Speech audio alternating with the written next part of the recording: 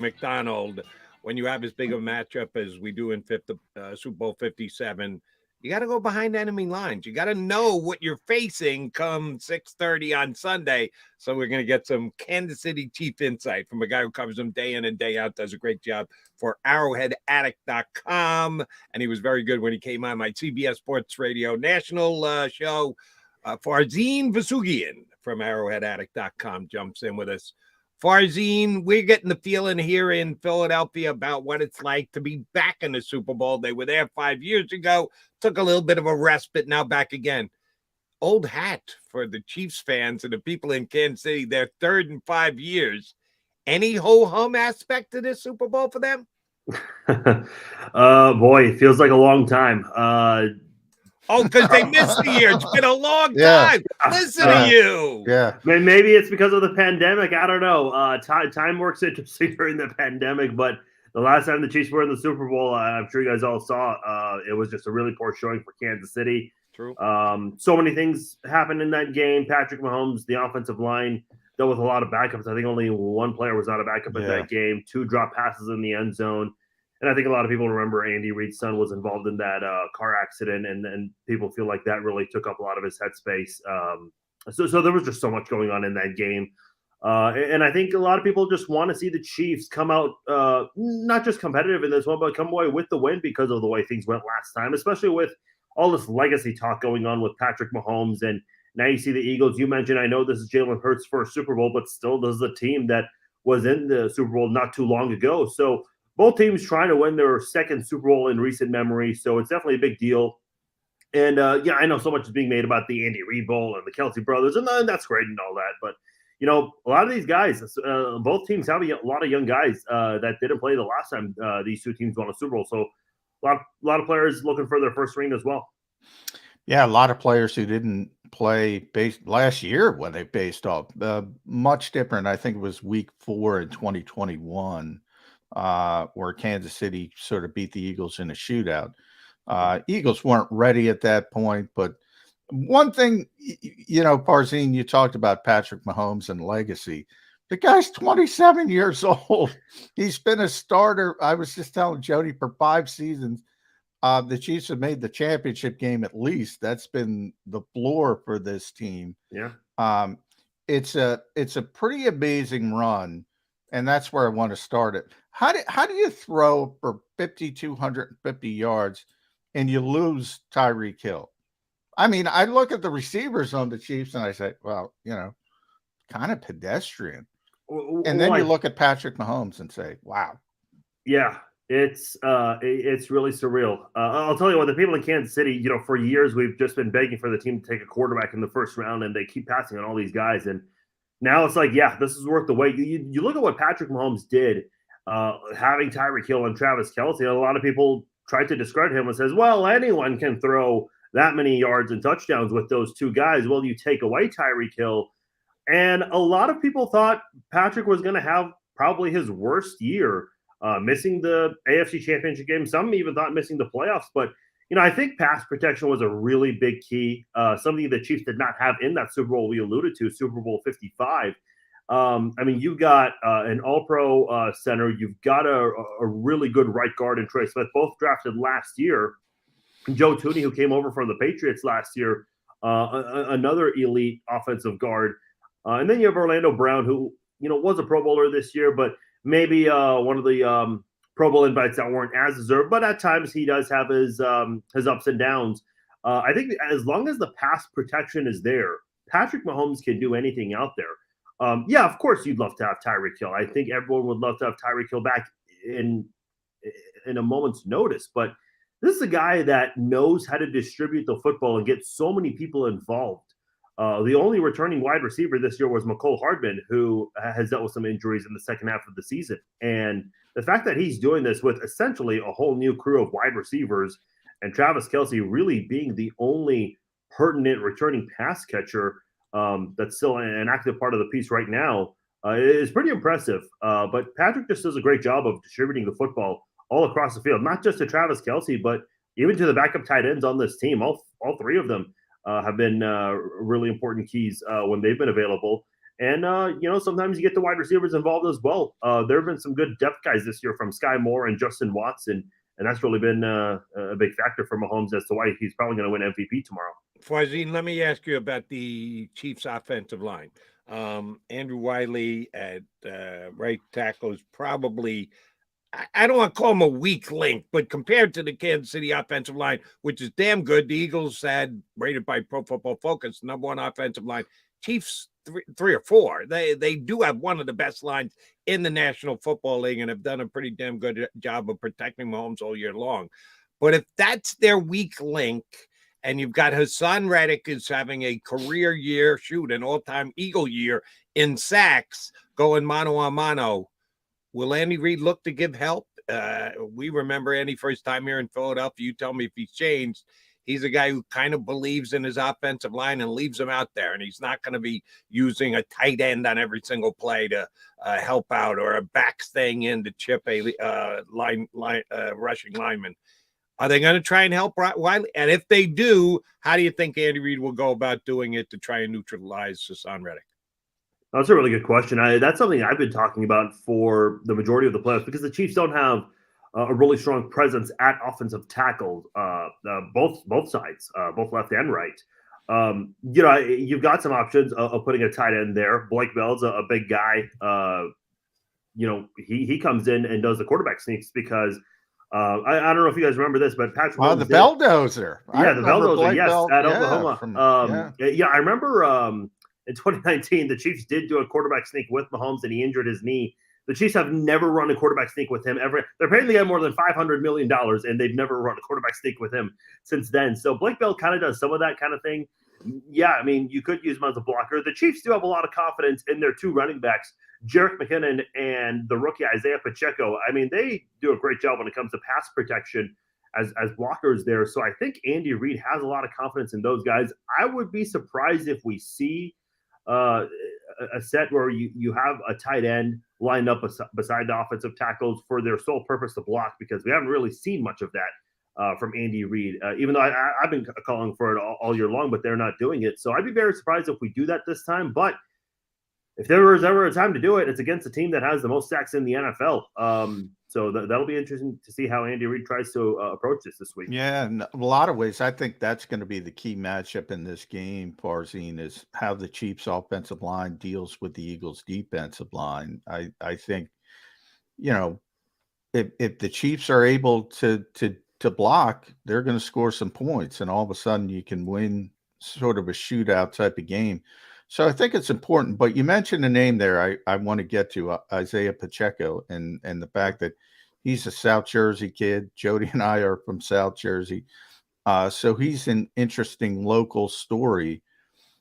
Saw the Chiefs activated Clyde Edwards-Helaire. He's not going to be involved, though. I mean, this is Pacheco's team right now. It's the lead back, correct? Oh, 100%. Isaiah Pacheco's done a great job this year. And a lot of people, if you listen to the announcers that have called Chiefs games this year on TV, on CBS, Fox, ESPN, wherever, they all keep asking the question, how is this guy a seventh-round pick? This guy should have been taken much sooner. And then you also have Jerick McKinnon, who was really good for the Chiefs in the end of the last regular season and in the postseason. And again, this year with Clyde getting hurt, McKinnon has become a more active player. That he just won AFC Offensive Player of the Month for the months of December and half of January. So the things that the Chiefs are able to do with those two running backs, and especially Pacheco, the speed he has, the toughness. A lot of people in Kansas City labeled him as the guy that loves to run angry. And, he's done some things at kick return as well. And the Chiefs haven't really been able to select a number one outright return specialist this year. And part of it's because Hardman's been injured. Tony's kind of been inconsistent with his availability. But Pacheco's been a guy on offense, man. He really has been a great story. And a lot of people here are happy to have him in Kansas City. Patrick Mahomes made a comment on Super Bowl media night that this is a guy who's going to be here for a long time and is going to be a staple for this offense for quite some time. And I really hope that's the case, because I'll tell you what, man, I would not want to go up against that guy. I really wouldn't. I know he's been nominated. I don't know if he actually won Angry Runs on Good Morning Football on the NFL Network, but he was nominated at least twice. I know. I watch it every Tuesday morning. All right, we talked about the Chiefs wide receivers and the fact that Nicole Hardman is not going to play. They put him on IR. He gave it the yeoman's effort coming back for the AFC Championship game, but re-injured himself. So it's Juju Smith-Schuster and Tony from the Giants, who they picked up mid-season, and Marquez Valdez-Scantling. Scantling got the big touchdown against Cincinnati next week. Share the wealth. Patrick's going to throw it to whoever's open. Is there one guy that he has a little bit more confidence in than anybody else on the outside? We know Kelsey is option 1, 2, and 3, but who is actually option number 4 in the mind of the quarterback? Yeah, part of me wants to say Juju Smith-Schuster because this is a guy that he got off to a slow start, but he really picked up the offense midway through the season until his concussion injury that he suffered against the Jaguars in the middle of the season. This is a guy that was really getting the hot hand. But, Marquez Valdez-Scantling is a very interesting option as well. You mentioned he had a big game last week. He had the touchdown. He caught for, 116 yards, 6 catches, was targeted 8 times. He and Kelsey led the team in targets. So he's probably going to target him a little bit more. Marquez Valdez-Scantling has not necessarily been a big impact player on the offense for the Chiefs this year, but when he does get involved at times, he really does make the most of it, averaging almost 20 yards per catch. I mean, that's just hard to get away from. It would not surprise me if Marquez Valdez-Scantling had another big game. Tony did say on Super Bowl Media Night he's going to play. Juju, there has not been an official word, but he's been heavily involved in a lot of the promotions. And I think you could say this about any team, but generally speaking, I know with the Chiefs, they don't really like to promote a player if they're not sure about his availability. But we've seen a lot of Juju in the promotion, so that tells me he's probably going to play. But are those guys going to be 100%? I don't know. You saw Nicole Hardman come back, and he did not look very good. Got injured in that Bengals game you mentioned. So would not surprise me one bit if Marquez Valdez-Scantling ends up being the guy that gets targeted a lot again this week behind Kelsey. And along with MVS, Farzin, Justin Watson also has that big yards per catch, so he can get down the field. So maybe there's not a lot of traffic guys at wide receiver, but they make big plays.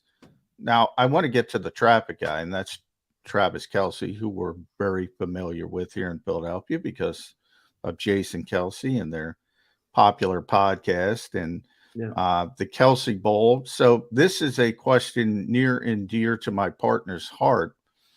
You mentioned receivers. They're okay, but they're not great. How the heck is Travis Kelce always open? Everybody knows he's getting the football. How's he always open? Going back to the Tyreek Hill thing we talked about, there were some doubters out there that said, well, now that Tyreek Hill's gone, Travis Kelce is going to be double, triple covered, and Mahomes is not going to have anyone to throw to. Well, it ends up – something I was talking to Jason Dunn, I'm sure you guys are familiar with, former Chiefs and a former Eagles tight end.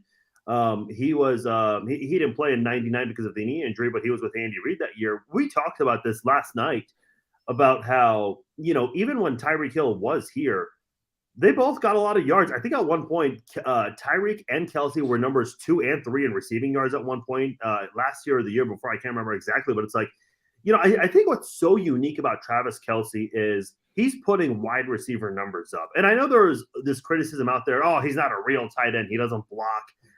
This guy lines up in the slot so many times.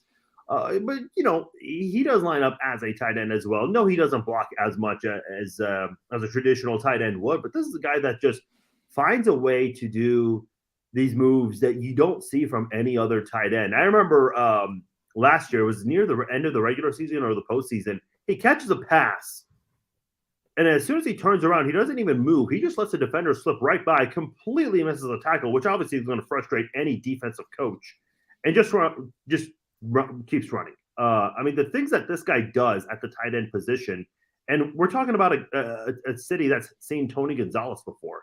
True. We have not seen this kind of talent at this position before. It's really insane what this guy's done at that position. And people thought we would never see it again after the Tony Gonzalez trade to Atlanta. And here we are with Travis Kelce. I mean, it's so cool to see. And Chiefs fans are very fortunate to have this kind of a tight end, maybe even better than Tony Gonzalez by the time it's all over with. Farzin, I want to jump over to the other side of the ball with you. How key was it for the Chiefs to get back L'Jarius Sneed, who went down early in the championship game against the Bengals? Concussion protocol, those things can go many different ways. He's already back at practice. Looks like he's cleared from the concussion protocol. Looked like he's a full go for the game on Sunday against Eagles. How big is his re-addition to this Kansas City defense?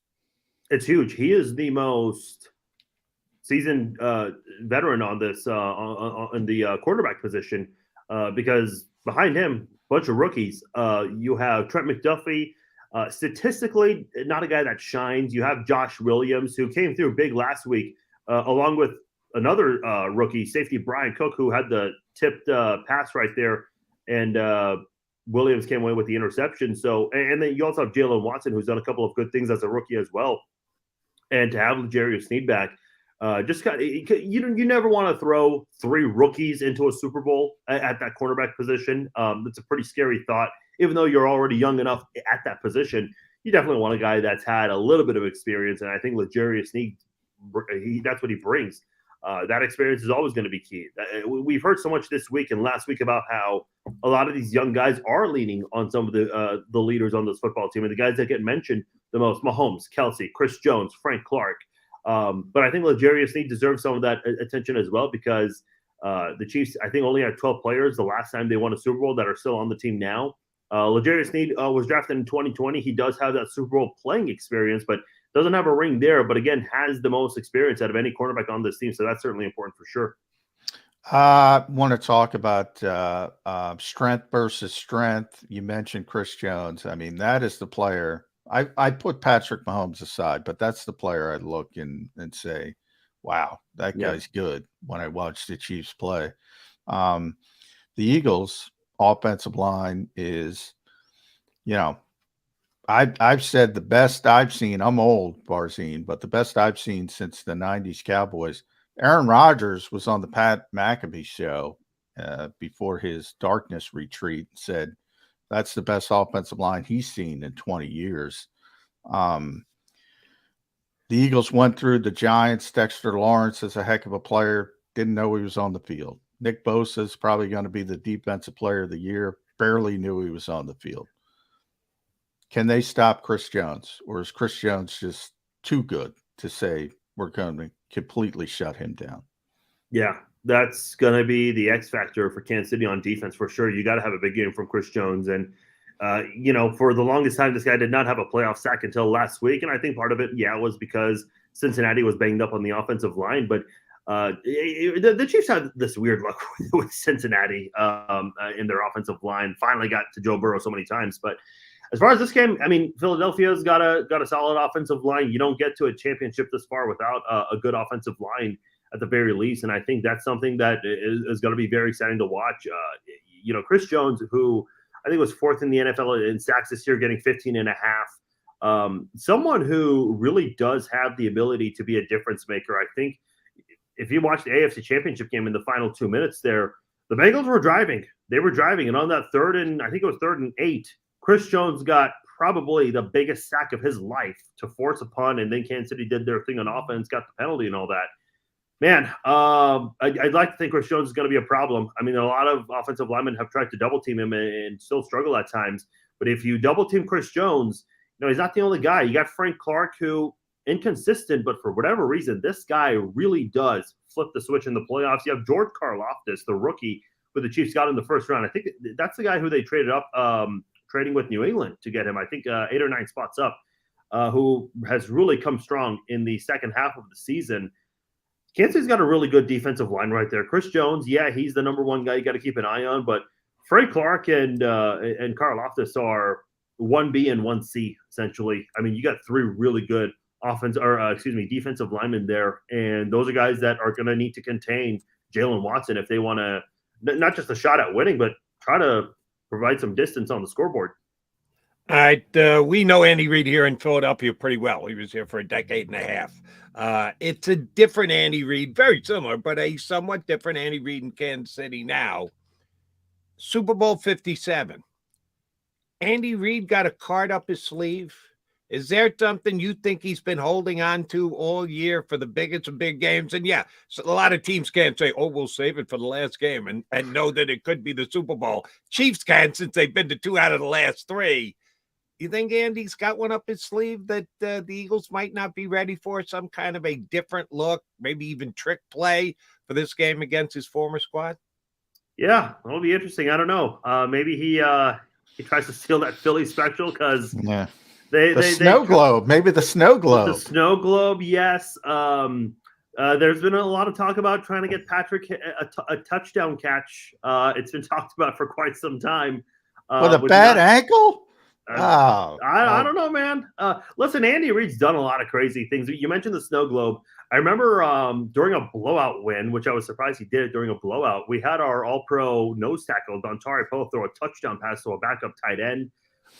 He does some crazy things. I remember he tried passes with Tyreek Hill and Travis Kelce. Unfortunately, none of them worked. They ended up in interceptions, but he'll try some things at times. I would not be surprised at all if he tries to go for the Philly special. And I know you mentioned the ankle, John.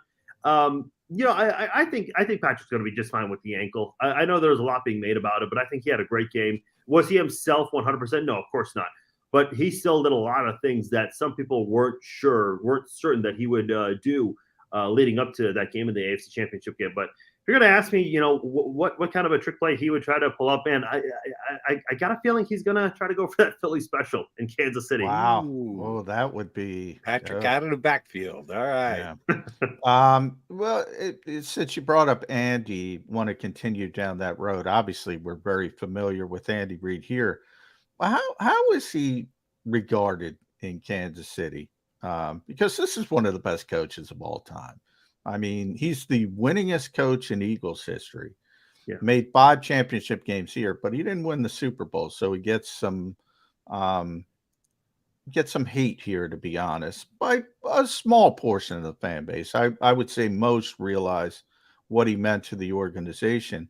In Kansas City, he's been to 5 straight championship games, but he's only got 1 Super Bowl. And I hate that term when people say, "Oh, you only got 1." It's really difficult to win Super Bowls. But I'm interested to hear how the people in Kansas City regard Andy Reid. Well, let's not forget, before Andy Reid, the Chiefs had a 2-14 season, and so many things bad things happened. Nick Sirianni was there. Nick Sirianni was there. Yeah.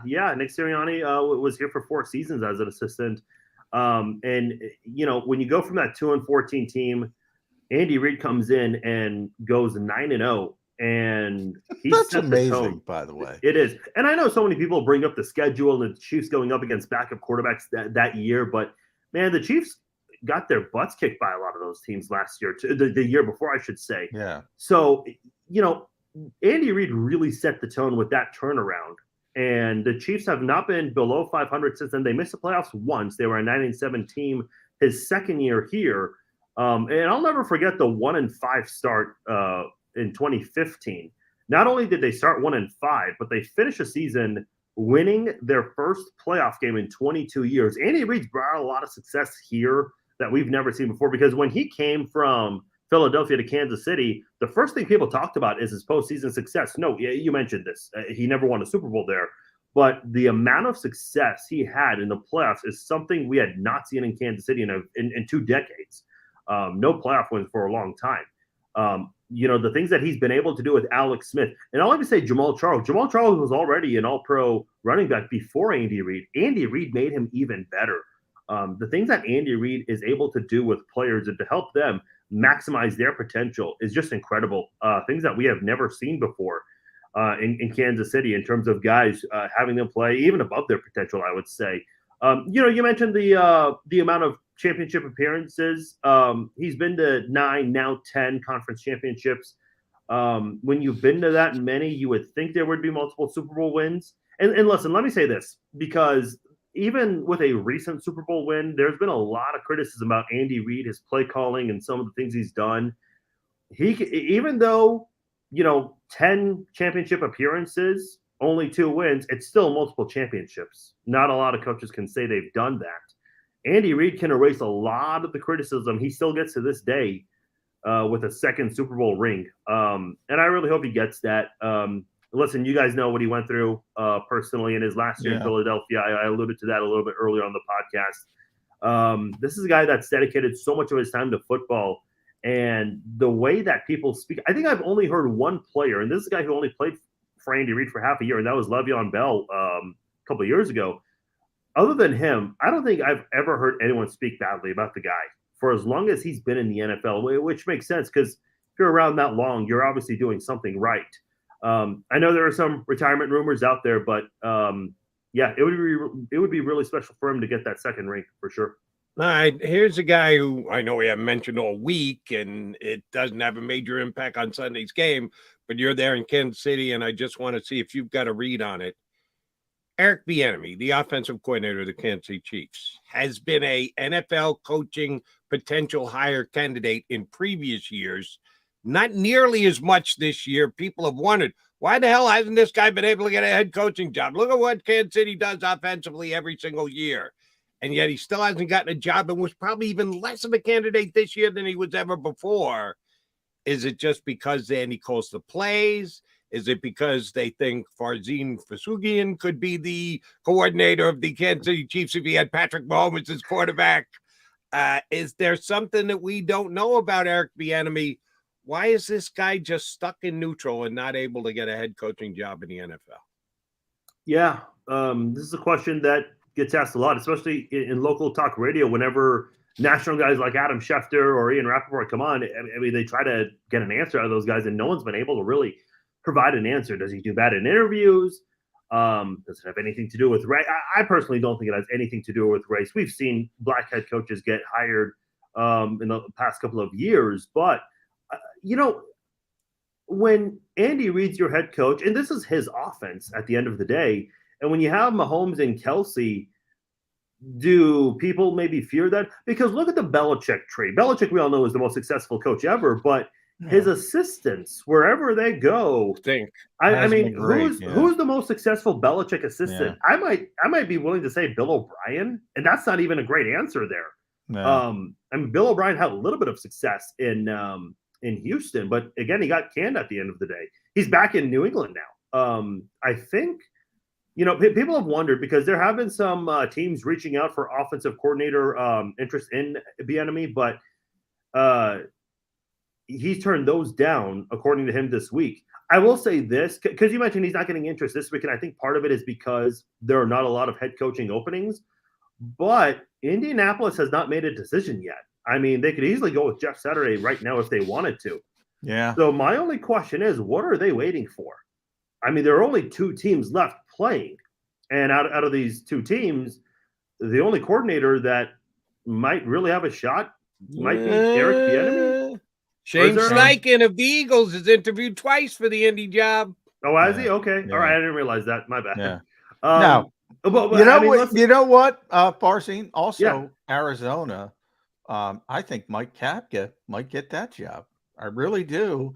And even though he left and he was with the Giants as the offensive coordinator, he's an Andy guy. I mean, make no mistake about it. Mike Kapka's an Andy guy. Well, and I think he might get that job. It's interesting because, Kafka did have to leave Kansas City to get an offensive coordinator position because Eric Bieniemy keeps getting passed up on. I've asked this before. Does he need to leave Andy Reid, Mahomes, and Kelsey so he can prove, I can succeed with a Daniel Jones type of guy? I don't know. I don't think anyone should be penalized or be at fault because they have all that success around them. But, and I mentioned the Belichick tree. I think sometimes teams worry that you might just be successful because of that talent there. I don't know. Yeah. I don't know. It is crazy. It's interesting. This is a little interesting wormhole to me because we had Doug Peterson here, who's obviously an Andy guy. Yeah. And when Doug left, one of the criticisms was he wanted to have his own guys on the coaching staff, and the Eagles were like, well, he hasn't been around the league long enough to know people and bring in competent assistant coaches. There was this, to me, it was the dumbest narrative. I'm like, what do you want the guy to leave Andy Reid, where you have this to be around a bunch of crappy organizations that get fired all the time? It never made any sense to me, but they do blame coaches who stay in one spot under a great head coach. It never made any sense to me. Maybe that is what's going on with Eric Bieniemy.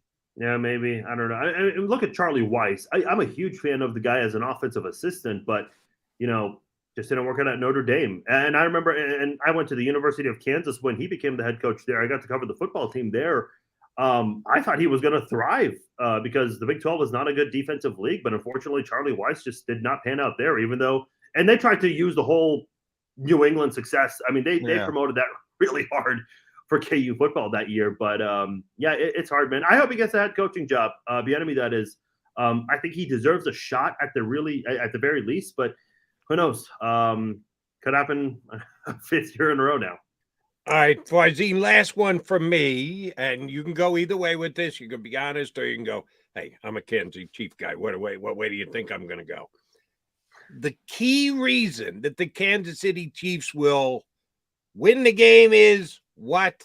Key reason the Kansas City Chiefs will lose the game is what? Feel free to pick or choose which blank you want to fill in. I think the Kansas City Chiefs will win this game if they win the battle at the line of scrimmage. I think that is important right there, both with pass protection. I mentioned Super Bowl 55, what happened. There was really no pass protection in that game. Mahomes ran for his life. And I think on the defensive side, you gotta put pressure on any quarterback if you want to win a championship, for sure, especially with a running quarterback like Jalen Hurts. And the Eagles do have these great design runs, something Kansas City does not have. So I think that's going to be very important in this one. If you're going to ask me for a score, I'm going to go 41-31 Kansas City. Wow. My Super Bowl Major MVP. shootout, huh? My Super Bowl MVP. I think history is going to be made here. It would not surprise me. We mentioned the ankle, but I think we're going to see a rookie take this one. I'm going to go with Isaiah Pacheco. I think we can see history this time. So I'm going to say this. First of all, I agree with you, Farzin. If Kansas City wins the game, it's going to be a shootout. But if they score 41 points, here's where I'm going to disagree with you. Patrick Mahomes is going to be the MVP. Lock it. If they Pacheco getting how many touchdowns? 3. If you give him the MVP, Farzin, you got to be giving him at least 3 touchdowns, right? I think the Chiefs are going to get close to the end zone, and I know there's a lot made about Patrick and the number of touchdowns and a lot of them being short yardage touchdowns, but I think the Chiefs are going to try to keep it on the ground this time. So, yeah, that's where I'm going. Very interesting. Farzin, you did a great job for us. We thank you very much. Enjoy the game on Sunday. Good luck to the Chiefs. All right. Thanks, guys. Take care. Good luck to you guys as well. Thanks for having me on. Our pleasure. Thank you, Farzin. Farzin Vousoughian did a nice job breaking it down for us right there until the end. 40. The Chiefs are going to score 41. The Chiefs are going to win the war in the trenches. No, that's why I think the Eagles are going to win. What did he say the score was, by the way? What 41-31. Oh, I thought for a moment he said 41-33. Super Bowl. Yeah, no, he didn't go there, but 41-31 is a whole lot of points. I like the over 2 in a game. It's either 50.5 or 51, depending on where you're finding it. As I said, I agree with Farzin. If Kansas City's going to win this game, they're going to score a lot of points. So I don't have any problem. They can score 41 on anyone.